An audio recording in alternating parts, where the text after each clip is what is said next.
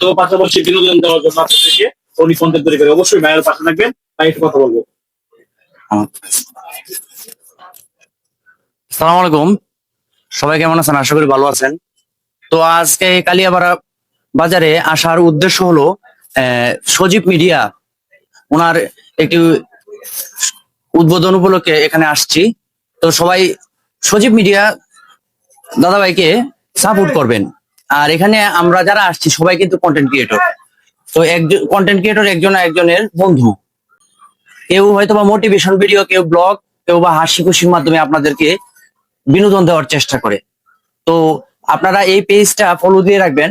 এর কারণ হচ্ছে কালকে পাঁচরুখি বাজারে রাব্বি ভাই আসছে, সেই সাথে আলমামুন ভাই, কিশোরগঞ্জের আইডল আলমামুন ভাই প্লাস রাব্বি ভাই আসতেছে। ওনারা একজন মানবতার ফেরিওয়ালা।